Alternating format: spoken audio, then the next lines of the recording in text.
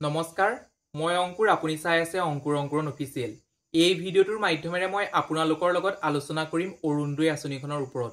অৰুণোদয় আঁচনিত যদি আপোনাৰ নাম কৰ্তন কৰিছে বা আপুনি যদি অৰুণোদয় আঁচনিখন লাভ কৰা নাই তেন্তে আপুনি কেনেদৰে অৰুণোদয় আঁচনিখন লাভ কৰিব পাৰিব যদি আপোনাৰ নাম কৰ্তন হৈছে কেনেদৰে আপুনি নতুন এখন এপ্লিকেশন বা আবেদন পত্ৰ আপোনালোকৰ উপায়ুক্ত বা বিধায়কলৈ লিখি পেলাই আপুনি দিব পাৰিব সেই সম্পৰ্কে মই জনাম বা এপ্লিকেশন বা আবেদন পত্ৰখন কিদৰে লিখিব লাগে সেই সম্পৰ্কেও জনাম ভিডিওটো আৰম্ভ কৰাৰ আগতে আপোনালোকক সৰু এটা ৰিকুৱেষ্ট কৰো যদি আপুনি আমাৰ ইউটিউব চেনেলটোত প্ৰথমবাৰৰ বাবে ভিজিট কৰিছে তেন্তে প্লিজ আমাৰ ইউটিউব চেনেলটো সাবস্ক্ৰাইব কৰি কাষতে থকা বেল বটনটো প্ৰেছ কৰি অল অপচনটো ক্লিক কৰিবলৈ নাপাহৰিব তেতিয়াহে আগন্তুক আহিবলগীয়া প্ৰত্যেকখিনি ভিডিও আপুনি প্ৰথমে লাভ কৰিবলৈ সক্ষম হ'ব আহক তেন্তে আমি অলপো পলম নকৰি ভিডিওটোৰ ফালে আগবাঢ়ো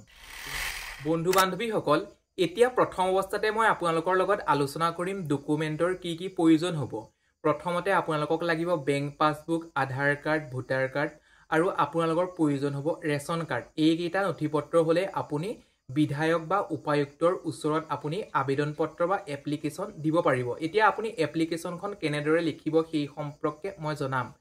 মই আপোনালোকক স্ক্ৰিনত দি থৈছো সেই স্ক্ৰিনত দি থোৱা এপ্লিকেশনখন আপোনালোকে স্ক্ৰিনশ্বটটো মাৰি ল'ব পাৰে বা আপুনি ভালদৰে লিখি ল'ব পাৰে মই আপোনালোকক পঢ়ি শুনাই দিছো এপ্লিকেশনখন কি আপোনালোকে মন দি চাব স্ক্ৰিনলৈ প্ৰথমতে প্ৰতি মাননীয় লিখিব তাৰ পিছত ডেশ দি থোৱা আছে সেই ডেশটোত আপোনালোকৰ জিলাখনৰ নামটো দি দিব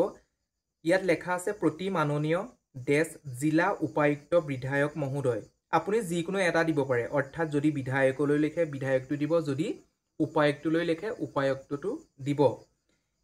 মই সুন্দৰকৈ আকৌ কৈ দিছো প্ৰতি মাননীয় দেশ জিলা উপায়ুক্ত মহোদয় বিষয়া মহোদয় তাৰিখটো দিব তাৰ পিছত বিষয়টো দিব দৰিদ্ৰ পৰিয়ালৰ মহিলাৰ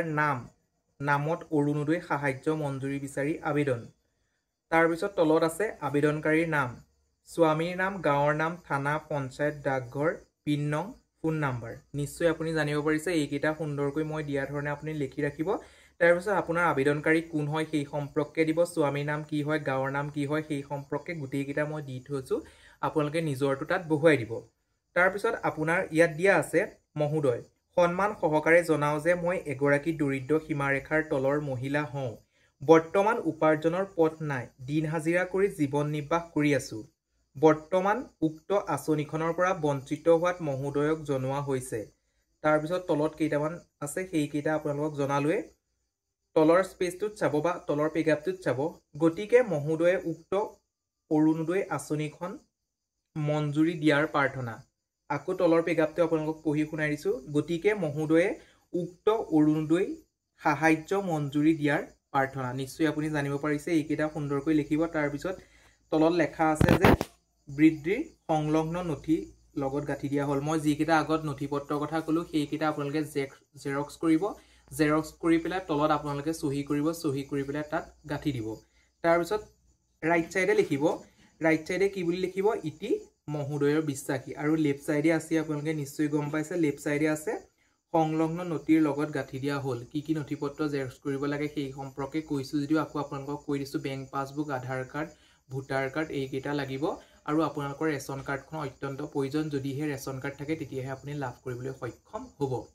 বন্ধু বান্ধৱীসকল সৰু এটা ইনফৰমেশন দিবৰ বাবে যত্ন কৰিলো এই ভিডিওটোৰ মাধ্যমেৰে যদি আপুনি উপকৃত হৈছে বা ভিডিওটো চাই ভাল পালে তেন্তে প্লিজ এটা লাইক কৰি দিব আৰু এতিয়ালৈ যদি আমাৰ ইউটিউব চেনেলটো সাবস্ক্ৰাইব কৰা নাই সাবস্ক্ৰাইব কৰাৰ লগতে কাষতে থকা বেল বটনটো প্ৰেছ কৰি দিব আৰু আপোনাৰ 10 জন ব্যক্তিলৈ শেয়াৰ কৰি দিব তেতিয়া তেওঁলোকো উপকৃত হ'ব আজিলৈ ভিডিওটো ইমানেই আকৌ পুনৰ নতুন এটা ভিডিওত লগ পোৱাৰ আশাৰে ধন্যবাদ